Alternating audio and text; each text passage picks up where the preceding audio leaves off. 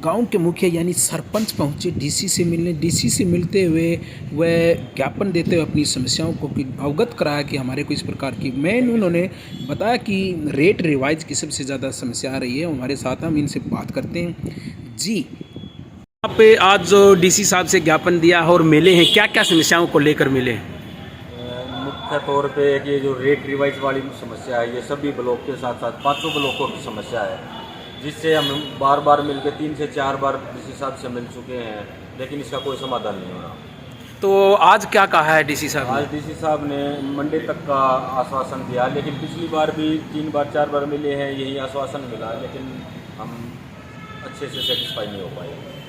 तो आज किन किन गाँव की पंचायत पहुंची हैं आज डीसी ऑफिस? मुख्यतः 35 से 40 गांवों के सभी सरपंच यहाँ पर आए हैं और जिन्होंने अपनी समस्या से डीसी साहब को अवगत करवाया है। तो मुख्य समस्या क्या बताई गई है? मुख्य समस्या जैसे मटेरियल के जो रेट हैं, उनमें 30 से 40 सभी सामग्रियों में 30 से 40% का जो गैप है, उससे सभी गाँवों के विकास कार्यों में बाधा आ रही है। और ये डीसी साहब ने भी माना है, लेकिन कि हम जो भी टेंडर करते हैं उसमें कोई ठेकेदार आके बिड नहीं लगाता। तो ऐसा होता तो कैसे गांवों के विकास कार्य हो? ई टेंडरिंग का मुद्दा बड़ा उछला और आप सब उसमें जो लंबे टाइम तक हड़ताल पर भी रहे, और उसके बाद अब भी वो ई टेंडरिंग आपके लिए फायदेमंद चल रही है या अब भी उसमें कोई दिक्कत चल रही है? टेंडर एक मुख्य बाधा है सरपंचों के और गाँवों के विकास कार्यों के लिए, जिससे मुख्यतः बाधाएं गाँवों में होने वाले विकास कार्य बिल्कुल नहीं हो रहे। जैसे पहले तो उन्होंने लगा दिया कि टाइम निकालने वाली बात है सरकार के लिए।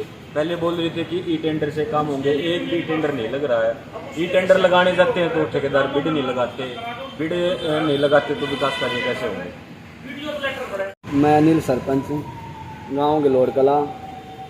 आज हम रोहतक ब्लॉक के सभी सरपंच डीसी साहब से मिले हैं। सबसे पहले तो आपके न्यूज़ चैनल को सभी प्रधान भाइयों की तरफ से हाथ जोड़ के नमस्कार। जो हमारे सामग्री के जो रेट हैं उनको रिवाइज करवाने के बारे में आज हम उनसे मिले हैं, और इससे पहले हम 3 बार पहले भी मिल चुके हैं। अभी तक हमारे को सिर्फ आश्वासन दिया गया है, उसके ऊपर कोई कार्रवाई नहीं हुई है। अभी डीसी साहब ने एक्शन साहब से भी बात की है। हमने डीसी साहब को बोला कि सर, अदर जिलों में आज से पहले भी हमारे रेट ज़्यादा थे और अभी भी रेट ज़्यादा हैं। हम जो काम कर रहे हैं सामग्री पे, उस पे गांव वाले करने नहीं देते, और जो सरकार टेंडर छटवा रही है, टेंडर लगवा जरूर देते हैं, लेकिन सर वो फाइलों में लग जाते हैं। कोई भी ठेकेदार उस पर काम करके खुश नहीं है, क्योंकि एक्चुअली क्या होता है, कंपटीशन का टाइम है भाई। जो रेट दे रखे इन्होंने, पहली बात तो उस रेट पर कंपटीशन पे उसको लॉस में उठा लेते हैं, लेकिन वो करने के लिए जाते हैं जब काम एक नहीं हो पाता। इसलिए आज हम चौथी बार डीसी साहब से मिले हैं, इसी रीजन से कि गांव में जाते हैं। अब मैं भले कपड़ों में, स्पोर्ट्स कपड़ों में आपके सामने खड़ा हूँ, रीजन के एक धोले कपड़े पैर 3 बेरा लग जाए, भाई प्रधान आ लिया, नाम के प्रधान रह गए, गाँव में बढ़न गया, हम हो गए चोर। तो उसका रीजन यू है, सामग्री के रेट बढ़ नहीं रहे। पिल्ले टरोड़े लावा, जब समटना लावा, जब रेती नकली लावा तो गाँव वाले काम कर नहीं देते, पूरे अंदर रेट नहीं वो कर देते। लोग अंदर गाँव में जावा हाँ तो उड़े डले लागे हैं, और जब डीसी साहब के पास आवा तो यहाँ सर आश्वासन मिला है, लेकिन कार्रवाई आज तक कोई नहीं हुई है। ईमानदारी का प्रतीक दे तो दिया कि ई टेंडरिंग तक काम करो, ईमानदार हो सरपंच। तो ई टेंडरिंग से अगर काम है ना तो करवाओ ना। वे जो जितने भी सरपंच भाई हैं, 2-2, 4-4 सभी ने टेंडर लगा रखे हैं।